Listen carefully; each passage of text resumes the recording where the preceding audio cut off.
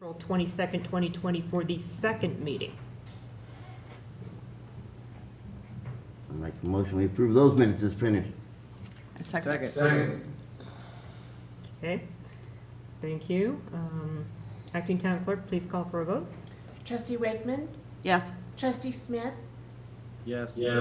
Trustee Granquist, Yes. Trustee Rodriguez, Yes. Mayor Pro Tem Ehrlich, Yes. Mayor Austin. Yes, Motion. perfect. And now we are at the Town Administrator's Report. Administrator Singwall? Yes, Mayor Austin. Glad to report that we've got the monies for the traffic signal. That project's done. We have finished the County Road 46. We had the final payment go out. I approved payment of that today. We do have a couple of punch list items that still need to be finalized on that, but it has to do with the Hillsborough ditch portion of that. We have the irrigation pump in the recharge well at Centennial Lake, and we are directly pumping into the mainline irrigation system now. We have that project complete. We are pumping into Centennial Lake during the daytime, and we're charging the irrigation lines at night so that we can water green belts and parks in the evening time. And Keith, our parks director, has worked with the different landscape companies so they know when their times are that they can water. Bless you. Excuse me.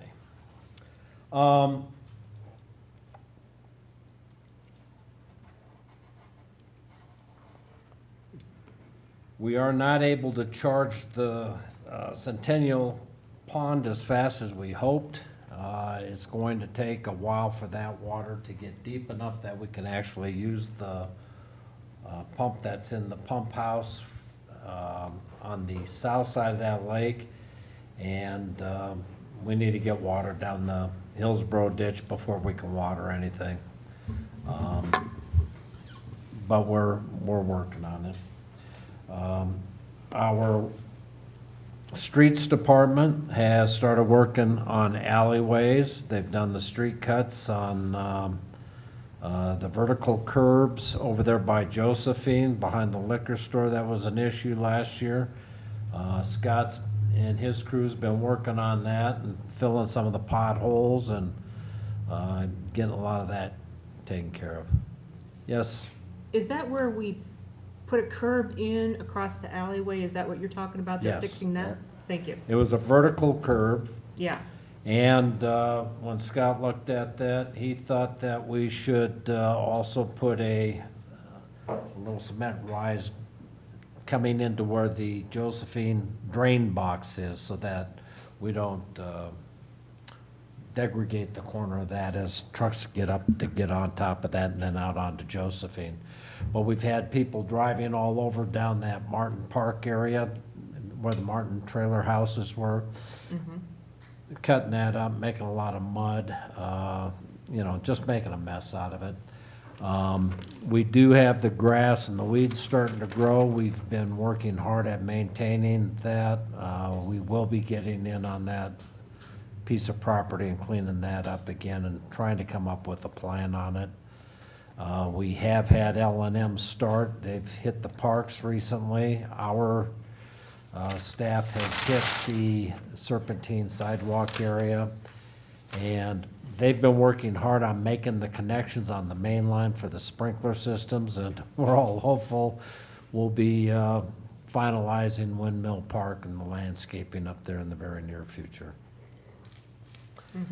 I think that's the majority of the things that we're working on. Spending a lot of time with the attorneys and Leonard and the Hillsborough group, trying to come to some equitable solution on our issues, and it seems to be a bit insurmountable, but we keep working it.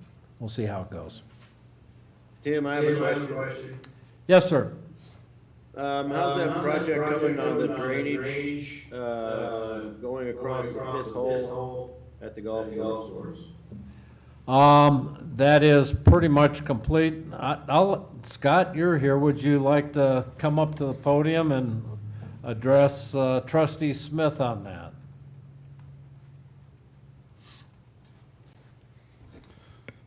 Yeah, I think it was Monday of this week or late last week, we poured the sidewalk that went into that box that was all settled out. They've got the riprap all placed. We flow filled under the sinking wing wall on that. Flow filled some of the riprap to help hold it in place, cleaned it all up, and we've got the dirt placed along the side. So we're pretty much wrapped up in there. They grouted inside the pipe where it kind of broke some of the oak grout off from the moisture. So right now, we pretty much have that project sealed up. Is the first property been restored? Yes, that's all restored. Okay, great. Okay, thank you. And that was a shared project between us and Ehrlich LLC, I believe is the correct term. Is that? Early One Incorporated. Yeah, we worked out a deal with Bob Ehrlich on that, and he said, we'll share the cost with you. He wanted us to split it 3 ways, but we ended up with a 2-way split on it. Thank you. Were you involved with the street sweeping? Yes. Do you know anything about one of the machines leaking anything over? That was actually a trash truck. That was not Trash ours. truck, Yes. okay. Oh, yeah. It seemed to follow the, okay, Oh, no, I went out and took pictures of it. so you're already aware of that.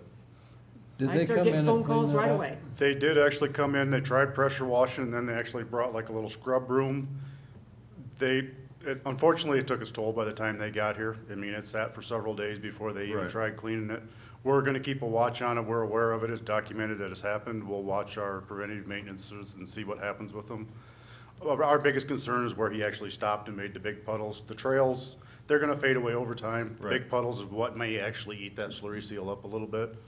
So we'll keep tabs on that and see if it's bad enough to make any effects or not, so. As that was happening, I was getting calls from residents. As it was, okay. And I live got, reports? we tried getting a hold of Waste Management right away, and they did not respond. We should have been able to have someone call us back right away. They should have got the dispatch. This guy driving that trash truck would go into cul-de-sacs and back out over his spilling hydraulic fluid. Is that, we confirmed it's hydraulic fluid? Yes. Yes. The other, sorry. So one more question on Marjorie, up against that field, there's that sidewalk that goes all the way down up to Inez.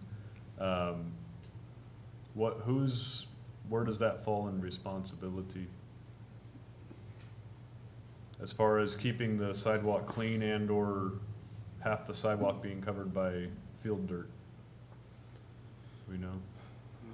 I don't think we've ever really addressed that, have we, Tim? Marjorie up to Inez. Yeah, it's the road that's right on that field. Backside of that field. Yeah. I know which road you're talking about. I was gonna talk about it later, but since you were talking about the stuff I was asking. I don't but think we it's ever can- been Is the addressed. field to the north?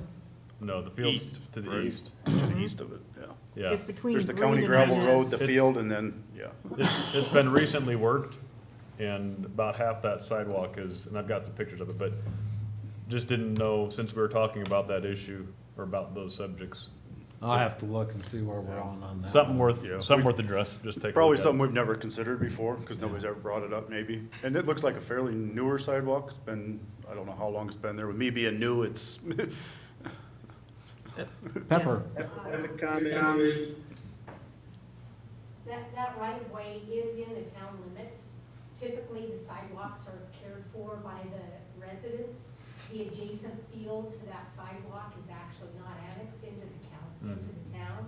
So, I don't know that anybody's maintaining that sidewalk. Are we talking adjacent to Frank or Binder? Klein. Kleins. Fines. Klein's, okay, Yeah. I got you now. Right along that pivot in that big field. long I know sidewalk exactly goes all the where way you- up to yeah. 46. Yeah. We got 2 days of rain coming, it'll go. The sidewalk spread. would technically be his responsibility, but he isn't gonna do that. Right. I'll catch We it later. can look at that. Okay. I believe. Sorry. Go ahead. Trustee Back to the Rodriguez? waste management issue, what is the impact of animals walking on that? It's pretty much soaked in. It's not gonna probably track anymore. You've probably seen all the impact you're gonna see from it, except for long-term, some of those areas may start softening up and peeling out a little bit. But you're not gonna pick it up anymore. That oil's probably kind of soaked into the road oil itself. So more than likely, it's not gonna affect animals or people anymore at this point. Okay, thank you. Thank you. Thanks. Thanks, Scott. I have a question. Alrighty. We got past that. Okay, so we're up to the consent agenda.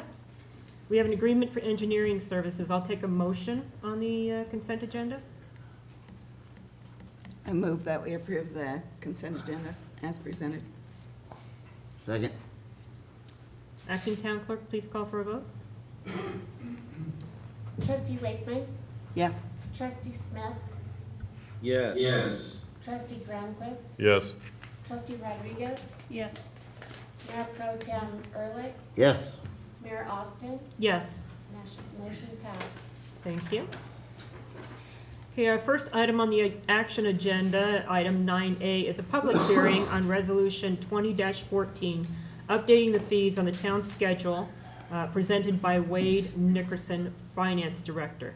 The time is 6:45, and I'm opening the public hearing. Good evening. What I'll do is I'll give you a summary for this, and I don't believe there's any public, but then I'll give anyone a chance to ask questions. So what this resolution is this will adjust the town fee schedule for the increase in the fees that the city pays to waste management for the refuse collection, which is not only the garbage collection, but also the recycling. Excuse me, the board approved a contract extension with Waste Management. At the last meeting, that extension had a slight increase in fees, and so we passed those along to the residents. As a reminder, this is a pass-through fee. The city bills for it, we collect it, we pay Waste Management. Of course, staff would recommend approval of this change in the town fee structure. And I can take any questions you have now.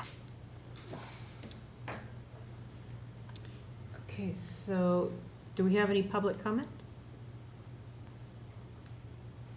Hearing none. The time is 6:47. I'm going to close the public hearing. And now we will go to a discussion by the board. Trustee Rodriguez, do you have any comments? I don't, I'm fine with it. Okay. Trustee Wakeman? Thank you, Mayor. So, does the town charge an extra fee for administrative fee on top of, Yes, and how much is that? that is $1.50 per account per month.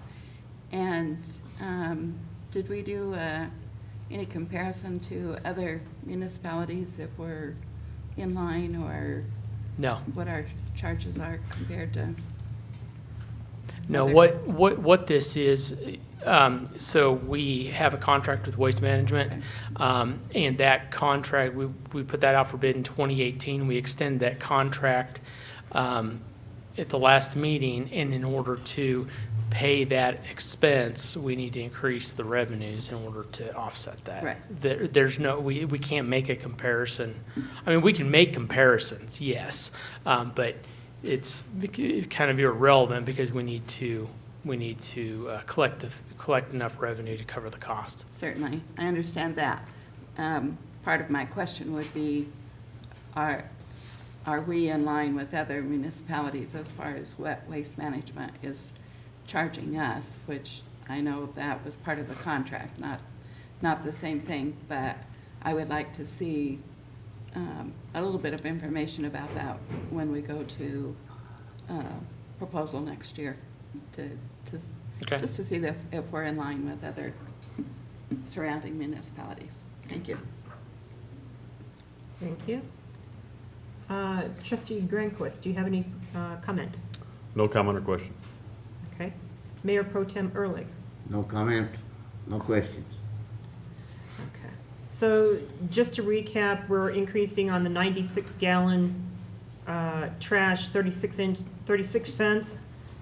64 gallon, we're increasing 30 cents, and recycling is going up 67 cents. Yes, ma'am, that's correct. Okay, all right.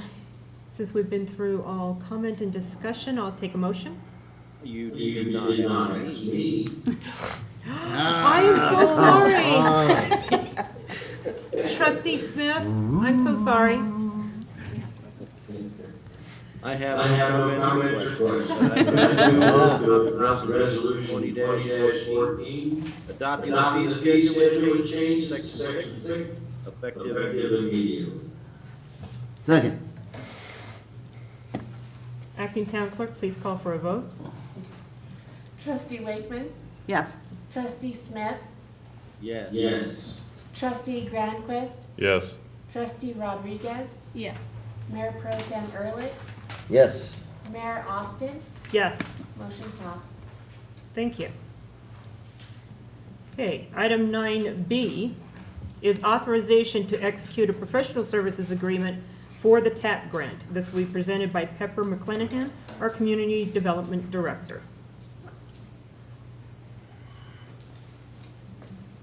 Good evening, Mayor Austin and members of the Board of Trustees.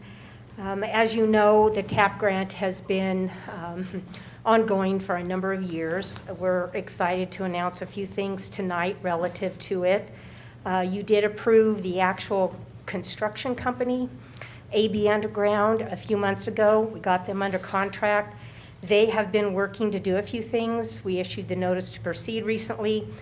They've secured right-of-way permits for 2 of the 3 crossings, which is exciting because that means we may be able to start construction shortly. The thing that we need to get done is a construction manager to oversee that. So per your direction to find a different construction manager than was recommended, we went out for proposal on the 9th of April. Proposals were received by the deadline of the 20th of April. We received 4 bids. They ranged from slightly over $26,000 to slightly over $76,000.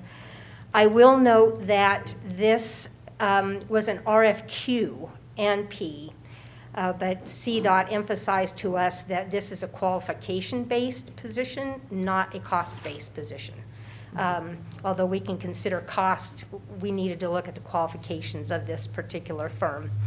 So staff shortlisted and interviewed 2, and we are bringing to you tonight a recommendation that we award this to Roxall Consulting Group.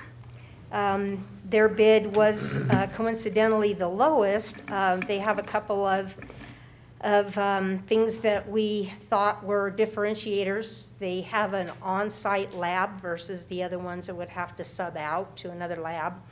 They have all their certifications from CDOT. They have a lot of staff that are former CDOT folks, so they're very familiar with the processes. And so I'm happy to answer any questions that you may have. And I do believe that a representative from Roxall is on the meeting with us, Tim Tuttle, if you have any questions of him. Great, thank you. Just one question. Did I hear you correctly? You said they were not the lowest bid? They were the lowest They bid. were, okay. Coincidentally, yep. Okay. Let's start with Trustee Smith. I have no questions. Thank you. Trustee Grandquist, No questions. Mayor Pro Tem Ehrlich, No questions. Trustee Wakeman, No questions, thank you. Trustee Rodriguez. No questions, thank you. Thank you very Just have a much. couple. I see that Mr. Tuttle, it said that he's available 35%. Does that mean that he works elsewhere for 65% of the time, or? 35% of the project would be with his time. He would- Got it. Correct, yes. Okay. just The checking. on-site gentleman is Ron, and I apologize, I can't think of his last name, but the overseer is a different individual than the project manager for the firm. I think you've sufficiently explained why they were so much lower. At this point, I do also want to an extend apology that we had not made it clear to you about the other engineering firm and our desire not to have them continue work in our town. And I don't think you were aware of that when you went out for the first bid. So, apologies. No worries, we're caught up now and ready to go. Okay.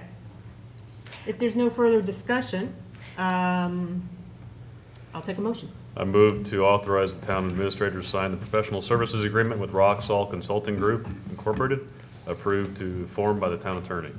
A second? Acting Town Clerk, please call for a vote. Trustee Wakeman, Yes. Trustee Smith, Yes. Trustee Grandquist, Yes.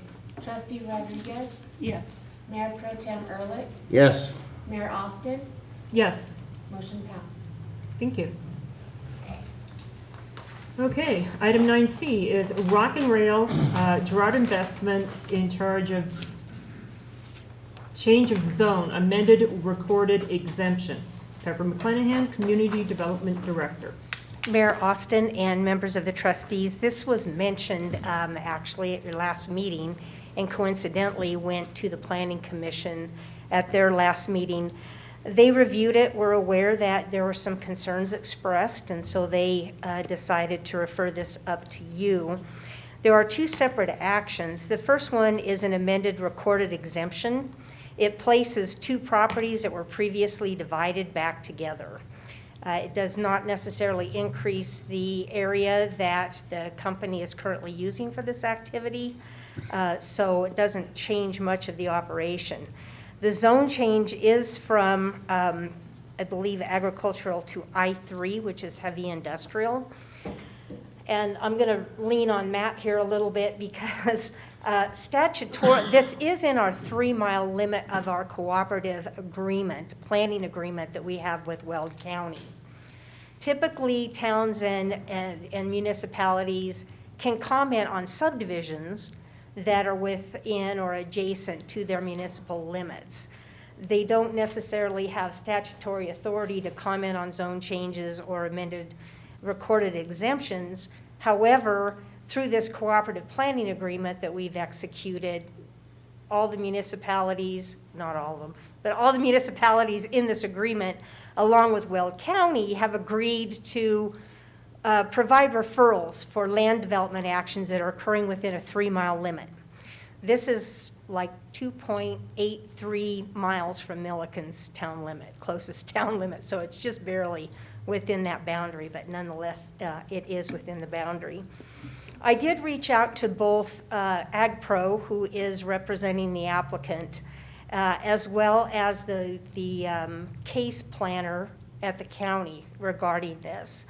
I understand that the rail possibility of increased rail activity is a possible concern of Milliken's and possible impact.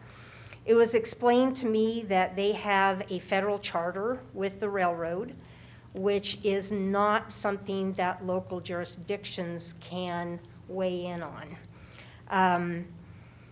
The truck routes, this is a transloading facility, so they truck the aggregate, is my understanding, they truck the aggregate to the site, they process the aggregate, and they truck the aggregate out of the site. The location of this site is Weld County Road 23, just a few clicks down from US 34. Did I say 23? Yeah, County Road 13. 13, pardon me. Yeah. And so AgPro was not able to tell me if they would be increasing rail traffic. They said that's market driven, and so they don't really know at this time. They also couldn't tell me which direction the trains flowed. I don't think the person knew. I don't think it's that they were reluctant to divulge it. I don't think he knew. Truck routes, however, come off of 34 onto 13 and go to the site. So they don't come any further south than the site. They are not going to be coming through Milliken. They load, they go back up County Road 13, and they disperse on 34 either east or west, depending on which way the load is going. So it doesn't appear that truck traffic would impact our roadways. That's as much as I can tell you. We can provide comment back to the county in whatever form you determine on both the zone change and putting the parcel back together that they previously subdivided. And I'm happy to try to answer any questions beyond what I told you that I don't know. Thank you. All right, starting with comment, trustee Wakeman, do you have any comment? I am very pleased the Planning Commission provided us the opportunity to have input on this, and would you please convey that to them, that I'm appreciative of that. I will. My feeling would be that this is not going to impact us, or if it does impact us, that we aren't going to have any control over it anyway. Is that correct? My understanding is that we don't, the federal charter doesn't really allow input from jurisdictions for the railroad. And I don't know if Matt's had any experience with that or not, but. Railroads have a lot of independence. Yes. I'll tell you that. Okay. Trustee Rodriguez? I would just thought a lot of the information was very vague that we received as far as the amount of hours of operation, residential development that's located north of the property. And again, you know, the impact of traffic and safety are some of the things that I would be concerned about. I'm looking at Milliken in the future, not just present day, or things that I'm looking at. Right, so I did pose that question to the case planner. It was explained to me that this is kind of to legitimize the zoning. The use was allowed prior to a change in the county's regs under ag, and has now been removed, and so they want to make sure that they're in compliance. So it's an existing use. If they expand the use, they would need to go through a site plan process, similar to what we would require of a expanding business here. And at that time, we might get some additional information. It's not included in this because it's an existing operation. Thank you. Trustee Smith? Well, since we have control over the railroad, that my only concern, the increased railroad use. Living in Mad Russia, see the increased use had passed when the new concrete plant came online, and this will increase some more, and it really does affect probably affect people in town more as across the roads town. That would be my only comment. Thank you. Trustee Grunquist? Yeah, I think Mr. Smith almost hit on it, but where it crosses 257, where it crosses 60 is probably my biggest concern. I don't have any objection to the merging the properties and the rezoning. I think that's congruent with what they've already been doing. If there's increased traffic to rail, I don't know what, if there's a certain percentage or restrictions as to when they can block those roads, when they cannot, you know, what amount of time can they, I mean, I know they're not planning on blocking it, but if you have longer trains that are passing down, depending on the length of the train and depending on how frequent, you could actually block both 257 and 60 at times. So just maybe some understanding in that regard would be nice. I don't know if they'll respond to that or they'll just say we don't know. But that's the only two concerns I have really, is just the blockage on the railroad. I did ask number of unit trains that exit and enter the site, and they didn't know that. I asked the number of cars in their unit trains. Usually a unit train is approximately 100 cars from my previous experience with trains. I do know that you can try to coordinate with a railroad regarding some safety items to add as they cross critical, critical roadways. And maybe we could coordinate if it becomes a problem with CDOT, who might, have a some stroke there as well as a state agency.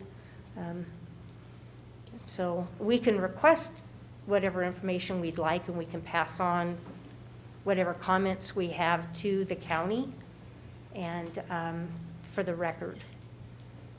Yeah, I would say just for the record, note that, and you can see already even on Google Maps, there's probably a 1-unit, as you're describing it, train that encompasses their current facility, even on Google Maps, just sitting there. So it's not an infrequent thing. And whether or not that train heads to the northwest or southeast through our town is undetermined, but Okay. Thank you. Mayor Pro Tem Ehrlich. Yeah, I don't need to add anything to Scott's comments. I will say that we dealt with this 3 years ago. When it got brought up, the railroad did put crossings in on County Road 13 in Johnstown. We requested Milliken get some of the same treatment, and we were basically told that it didn't matter. They weren't gonna do anything for Milliken. So that's where that stands. And, 'cause we brought it up about some of our crossings out here on 46. yeah. To try to get them to cover that cost, and we got nowhere. So the trains are coming through town. They're early in the morning, so I don't think there's a whole lot we can do about it. So there's like. That's all I got. Sorry, just a little excited. So 2 comments. We seem to have some very aggressive train conductors that like to blow their horn all the way from 46 up to Alice at 2 o'clock in the morning. Some citizens are not happy. So I don't know if we can do a quiet zone or something like that, but it's something that I was asked, and I said I would ask. And then my other concern is County Road 46, now that we've paved it, it's like superhighway.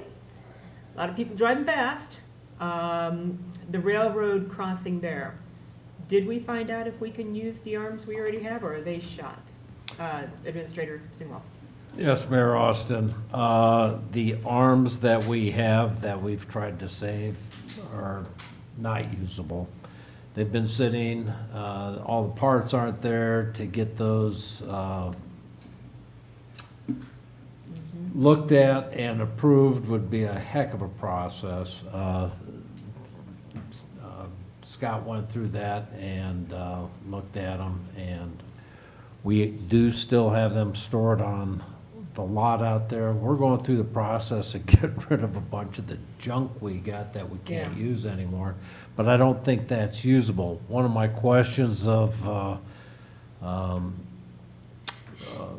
the development department is on this request, can we ask for some help or a contact to try and do a crossing, get some crossing arms there? Because that road will become more and more used as the town develops in that area out there. We have a representative with the UPRR through the TAP project. We could reach out to him, and if he's not the right one, perhaps he could provide us with the contact. I believe you worked with the railroad on the County Road 46 project, so there's probably a contact there. We can get that from Leonard. Train whistles are something that towns are usually, quiet zones or something towns can be successful in my experience in getting from the railroad. So we can reach out and ask. I think that's something the board should discuss and come to a decision if we want a quiet zone, and then maybe we can follow up and see what the cost is of railroad crossings and see if that's budget-wise. That would be Mr. Nickerson's field of expertise. So Okay. maybe we can check. Quiet zones have become more difficult. There've been a number of increased fatalities at railroad crossings in Larimer County, I know of. And they've been blasting the horns pretty rampant everywhere right now. Kids on the tracks, I think committing suicide, but that's really caused the railroads to utilize their horns a lot more over there. I see. If I may, I've noticed, because I hear the parades all the time, that they always blow their horns 4 times, no more, no less. And it's usually two pretty big blasts as they're coming closer, and then a shorter blast as they're right on the intersection. And that is a very regular thing with it, so it's standard procedure. Thank you. Okay, is there any further discussion? Hearing none, I'll take a motion. So, I motion to, the coordinating planning agreement between the town of Milliken and Weld County includes a referral process of municipalities to review and furnish its recommendations on the land development action to the county. These comments and recommendations may include to mitigate impact to the community from the proposed development. Second. Acting Town Clerk, please call for a vote. Trustee Wakeman, Yes. trustee Smith, Yes. trustee Granquist, Yes. trustee Rodriguez, Yes. Mayor Pro Tem Ehrlich, Yes. Mayor Austin. Yes, Motion passed. thank you. Are there any comments on the written police report or the Community Development Department report that are written reports in your packet? Hearing none, I'll take a motion to adjourn. To adjourn. I second it. Acting Town Clerk, please call for a vote. Trustee Wakeman, Yes. trustee Smith, Yes. trustee Granquist, Yes. trustee Rodriguez, Yes.